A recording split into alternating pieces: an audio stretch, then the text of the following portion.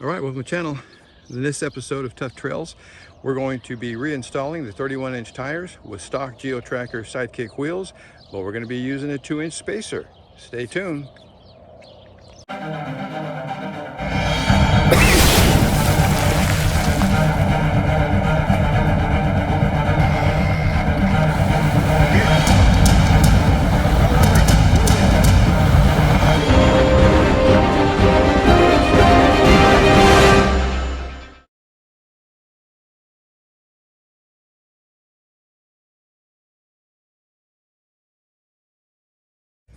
All right, welcome to the channel.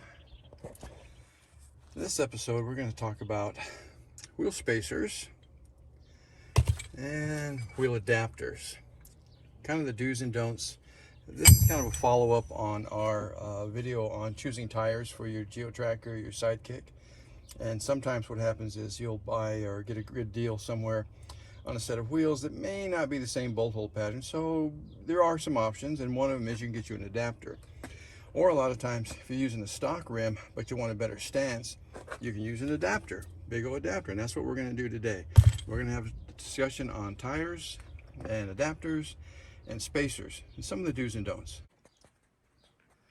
Okay, so here you have a Jeep wheel. This is basically off some of the newer model Jeeps. This is 5 on 4.5. That's the bolt hole pattern, 5 on 4.5. This is a Suzuki Sidekick, a GeoTracker or a Vitara or a Escudo, and it has a 5 on 5 bolt hole pattern. It also has a bore, that's this, that's much larger than this 88mm bore that you're going to find on this Jeep. So what happens is a lot of times is people get a good deal on these, just like I did. I think I got 5 of these for like 500 bucks. That's unheard of. You can't do it. So I jumped on it, I grabbed it, I figured I can make this work, but it's just not safe. And so what we had to do here, if you can look here, how far that front tire sticks out. See how far it sticks out? Maybe we can get a better shot right here. See how far that is from the body? All right, that's because there's an 1.25 inch spacer and an 1.25 inch or 1.5 inch adapter on the back. So we're sticking out 2.5 inches farther than the offset of the wheel. So this is not good. And here's the main reason why it's not good. It's what happens when you put a spacer and an adapter together at the same time. If you look on the back of this wheel, I'll try to lay this down. That's right, do it with one hand. See right here? What this is the nuts, the lug nuts backing off from the spacer. Okay, so you can have the spacer on the wheel first, on the hub, and then you're going to have an adapter to put the wheel on. So your spacers gets bolted on to your hub, and what happens is the bolts come loose and they back out and they start rubbing against here. The worst part about it is they'll also knock that stud back out. You're going to go down the road and it's going to fall off, and you're going to hurt somebody, you're going to hurt yourself, and it's very dangerous. Even doing it off-road. Now my Suzukis and my trackers, they're just off-road. I'm telling you, you won't see these things on the road unless I'm towing it behind a motorhome or it's on the way to the gas station. That's it. So, but even with that, I won't do this. I tried this. This is a result of it. I had studs busted off of the other tracker that these were on, and you can see where they were backing out. That is dangerous. Look at that, 4 out of the 5 backed out. That was an accident waiting to happen. So what you do not want to do is use a spacer and an adapter. But we had to use the spacer because the spacer got us over the front hubs, whereas because this right here won't. This 88mm will not fit around our 4-wheel drive hubs right in the front, or either automatic self-locking or our manual hubs. They just won't fit over it. This is what it does to your lug nut right here. See, when you're using a spacer and an adapter, or 2 spacers back to back, and they walk off and they start rubbing against the back of that wheel, and it knocks that stud back out from the back of your hub, you're in trouble. That's what it's going to end up looking like. This is what it's supposed to look like. See? Okay, see, you can see here what's going on is you have an adapter here and a spacer here. So as you can see here, the purpose of this spacer, this is an 1.25 inch spacer right here. And what it's going to do is it's going to get us out past the end of the hub. because the adapter, which is this one, spacer, adapter. This is 5 on 5, this is 5 on 4.5, okay?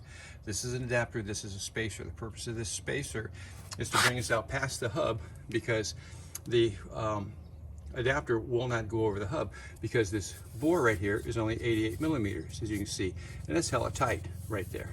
So this is not something that you want to do at all. I'd never do this. I wanted to show you this, see what it looks like. I wouldn't even do this just screwing around in the desert. I really wouldn't do it. I would just break down and find me the right wheels. Okay, see? So this right here is just your spacer. This is a spacer. This bolt hole pattern right here is 5 on 5.5, just like your Suzuki or Tracker Vitara Escudo is. So you don't want to do is you don't want to put these on top of that. See, that's not what you want to do. That's going to cause you problems, big time problems. So we're going to take these off. These would work, and I could leave them on here as long as they're good and tight, and then put a wheel on it. That would be fine. It'd be okay to do that. Just make sure that they're on there really good. Make sure you use Loctite on all of them, okay? A little Loctite on them, you'll be good. And I would recommend checking them every now and then, you know.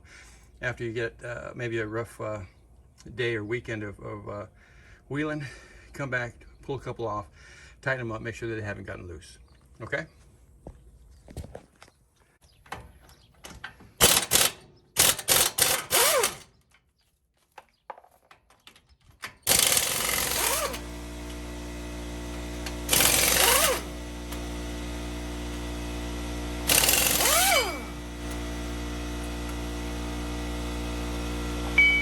Okay, so now what we're going to do, now that we have these off of here, the adapter and the spacer off of there, we're going to go ahead and we're going to put these 2-inch spacers on.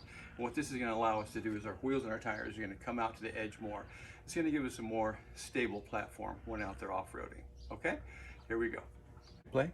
Okay, make sure that you put Loctite on all these threads, okay? You want to put Loctite on there before you mount these spacers, okay? Spacers will go right over it, bolt them on in, okay? All right, here we go.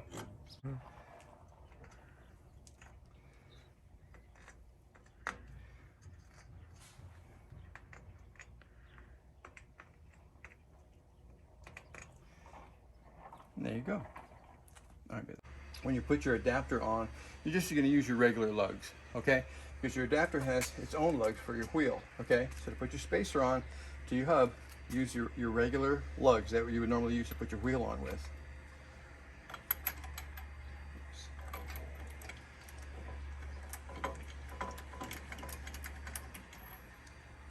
When you're putting these spacers on, take the time and torque the things, okay? This wheel spacer needs to be between 57.5 and 60 foot-pounds, okay? When you put your wheel on, the torque specs for your standard wheel are still going to be 55 because you're bolting onto your spacer right there. 57 to 60 is your torque for your spacer. 55 is the torque for your wheels. If you're using a spacer, that's uber critical, okay? Make sure that you put your Loctite on your threads and torque them down 57 to 60 pounds. Check them after you run them for a little while. Go and run them up the road for a little bit, come back, pull the wheel off, and inspect them and take care of it, okay? Don't take a risk of this. This will kill somebody, okay? It's gonna hurt somebody that you love that's in the vehicle with you, or this wheel's gonna go bouncing down the road and go through somebody's windshield and take them out, and it's not gonna be pretty, okay? Make sure you do it, do the right thing, it's safe, all right? Thanks.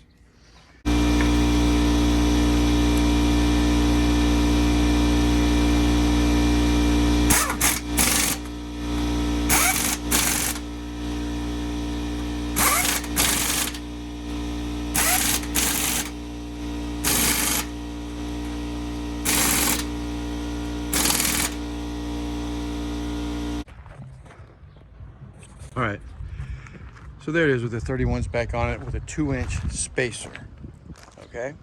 That's what it is. You can see here how it sticks out just a little bit. It's gonna give you a little bit more stable platform in some off-road situations. So, plenty of tire clearance. You're not gonna have an issue with it. You're not gonna rub anywhere. Same in the back. See how they stick out just a little bit. And I gotta tell you, I really like being able to look out my mirror and see my tire and see what it's doing, especially if I'm in a rocky area, something like that. And that's how I want to do it. So stick my head out on this side, just kind of look and be able to see my wheels and my tires out there. See if I'm having a problem, see which one's spinning, see which one's not spinning, that kind of stuff. So that's it. 2-inch spacers. And these are stock wheels. These are the original wheels that came off of these trackers and sidekicks. And I just put a spacer on, brought them out a little bit. There we go. Nice and easy. And this is actually what a desert rig would look like. We don't need those great big giant tires. We don't have a lot of mud to worry about here. And it's not heavy enough to worry about getting stuck in the sand, because we do find a lot of sand out here. There's plenty of, no shortage of dry riverbeds for us to cut across or run through. But this is a good desert setup right here. This is how you set up in the desert. So anyway, there you go.